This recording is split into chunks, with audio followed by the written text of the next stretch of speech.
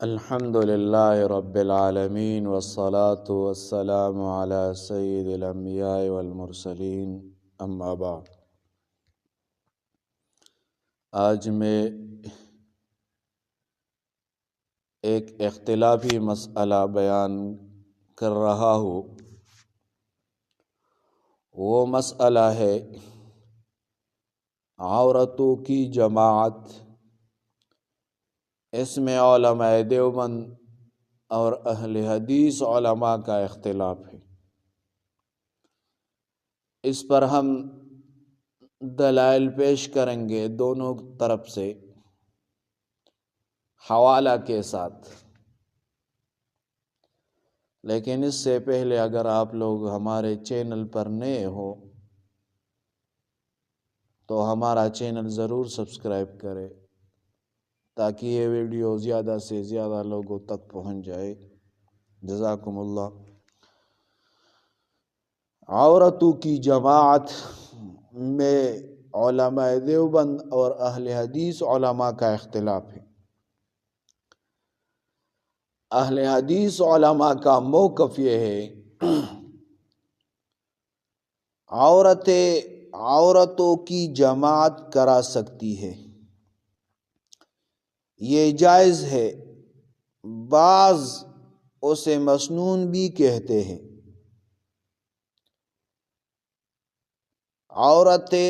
عورتوں کی جماعت کرا سکتی ہے، یہ جائز ہے۔ بعض اسے مسنون بھی کہتے ہیں۔ یہ اہل حدیث علماء کا موقف ہے۔ اس پر دلائل پیش کرتے ہیں۔ دلیل نمبر 1، حدیث ام ورقہ رضی اللہ عنہا عن ام ورقہ ان رسول اللہ صلی اللہ علیہ وسلم جعل لها مؤذنا يؤذن لها وأمرها ان تؤم اہل دارها۔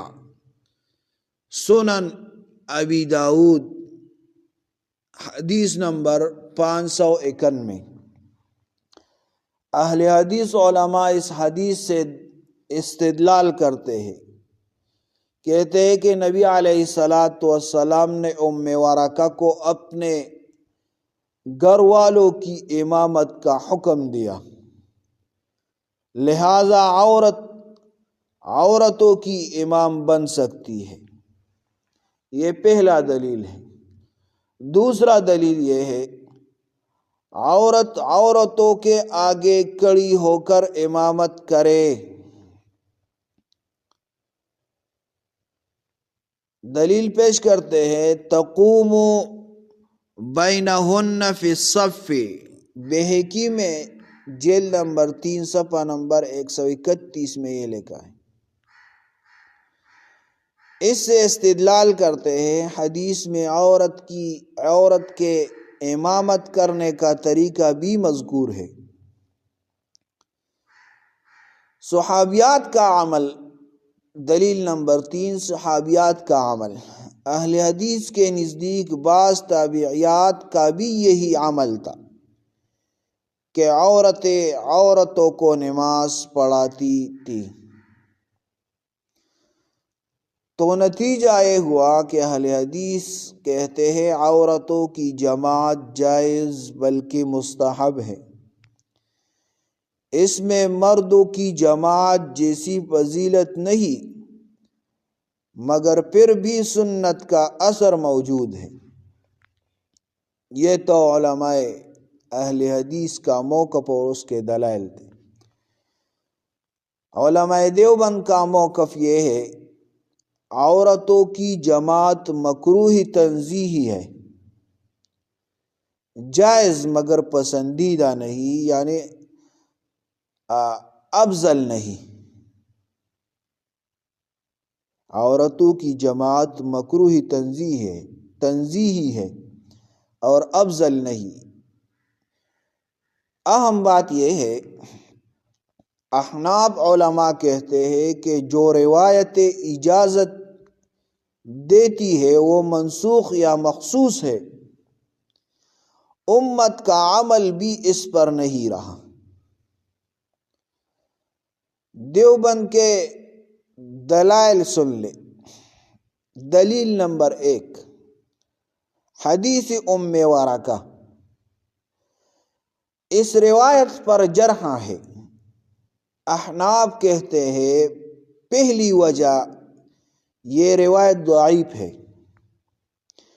امام ابو داود نے خود کہا وَهَذَا لَيْسَ بِقَوِيٍّ۔ سنن ابی داود 591 نمبر صفحہ کے تحت ابو داود کا تبصرہ، یعنی یہ روایت مضبوط نہیں، اسی لیے ائمہ محدثین نے بھی اس کو محل اختلاف کہا۔ دوسری وجہ یہ حکم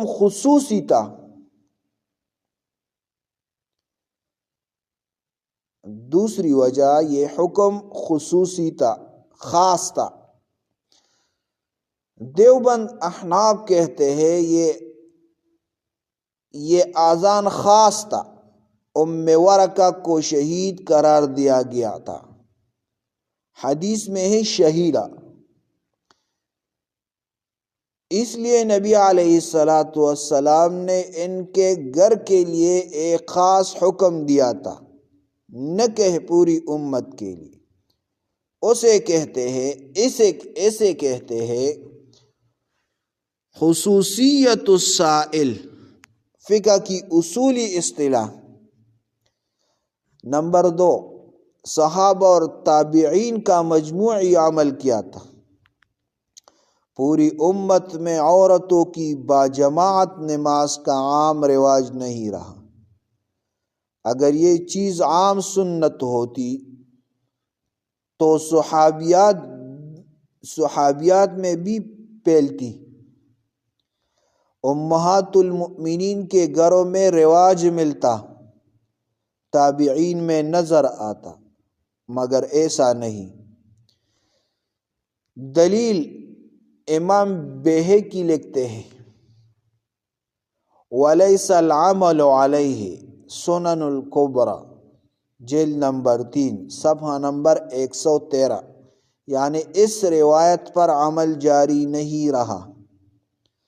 امت کا عمل حدیث کی سند سے زیادہ وزنی دلیل ہوتا ہے۔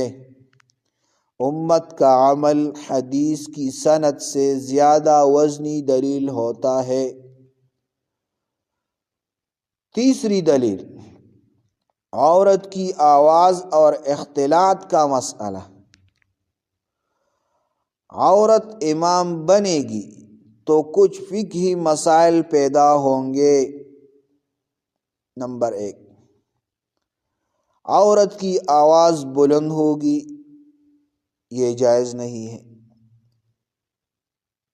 نمبر 2، اگر گھر میں مرد بھی ہے تو امامہ کا حکم۔